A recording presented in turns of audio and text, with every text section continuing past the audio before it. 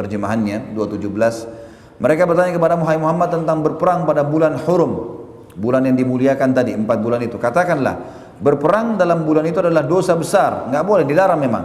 Tetapi menghalangi manusia dari jalan Allah ya untuk beriman, kafir kepada Allah, menghalangi masuk ke Masjidil Haram dan mengusir penduduknya yang telah beriman dari sekitarnya, lebih besar dosanya di sisi Allah. Dan berbuat fitnah, ya, memfitnah kaum muslimin lebih besar daripada membunuh. Mereka tidak henti-hentinya, hai Muhammad, memerangi kamu sampai atau kalian sampai mereka dapat mengembalikanmu dan pengikutmu dari agamamu kepada kekafiran. Seandainya mereka sanggup, barang siapa yang murtad di antara kalian dari agamanya lalu dia mati dalam keadaan kafir, maka mereka itulah yang sia-sia amalannya di dunia dan di akhirat, dan mereka itu penghuni neraka, mereka akan kekal di dalamnya. Ayat 218, sesungguhnya orang-orang yang beriman, orang-orang yang berhijrah dan berjihad di jalan Allah, mereka itu mengharapkan rahmat Allah, dan Allah Maha Pengampun lagi Maha Penyayang. Kata para ulama, yang dimaksud dengan ayat ini adalah para sahabat yang 6 orang tadi. Mereka tadi sebenarnya keluar berjihad, mereka bukan sengaja mau nyerang di bulan Rajab, mereka tidak paham kalau itu bulan Rajab, mereka pikir Sya'ban. Dan sepakat memang seperti itu, mereka lupa. Maka mereka pun menyerang, dan itu mereka mau berjihad di jalan Allah, mereka tidak berdosa, mereka mendapatkan rahmat dan pengampunan dari Allah. Inilah syariat terakhir teman-teman sekalian terjadi sebelum terjadinya perang Badr. Ya. Termasuk kejadian sebelum perang Badr adalah di awal tahun kedua Hijriah, pengalihan kiblat yang tadinya menghadap Baitul Maqdis ke Masjidil Haram. Ke Masjidil Haram. Ini penutupan bahasan kita tentunya. Jadi kiblat dulu teman-teman sekalian itu menghadap ke Baitul Maqdis, ke Masjid Aqsa.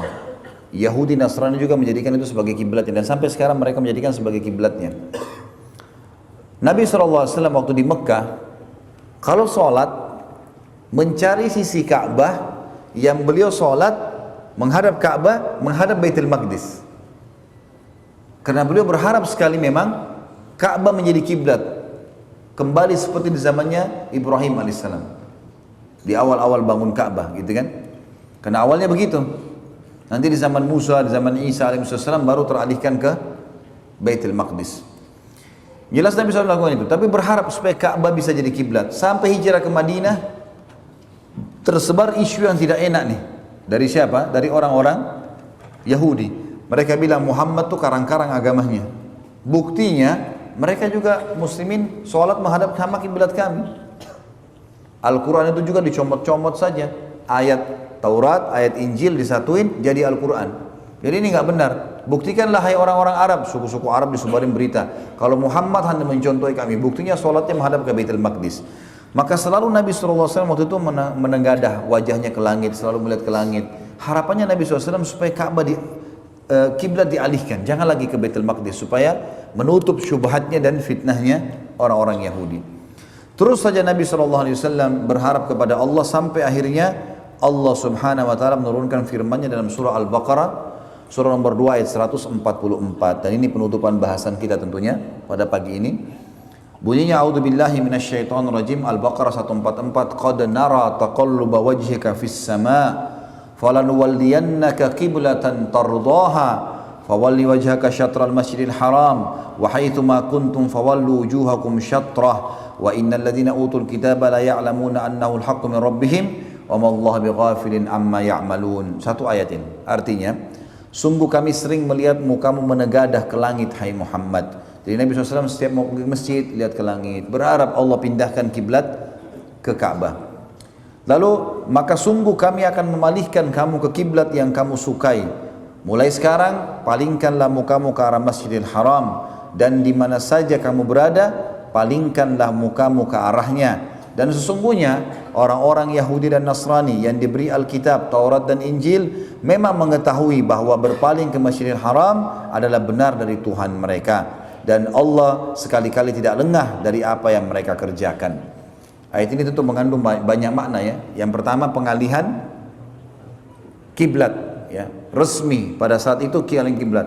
Sampai ada satu suku yang kita kenal di Madinah. Suku ini kalau tidak salah namanya suku Amir. Suku ini lagi menghadap Baitul Maqdis, lagi sholat asar. Turun ayat ini di waktu sebelum sholat duhur. Nabi SAW sholat Masjid Aqsa, ke Masjid Haram, sementara orang-orang ini masih sholat di Masjid Aqsa.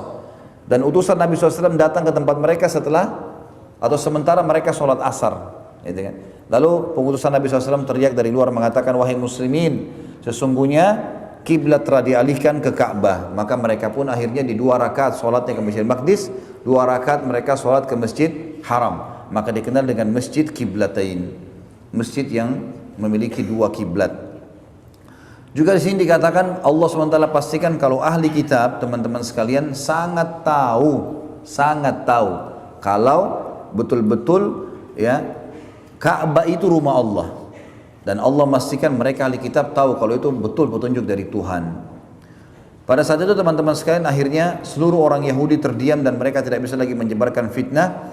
Dan pada saat itu pula Allah Subhanahu wa taala memastikan Ka'bah menjadi kiblat resmi muslimin sampai hari kiamat.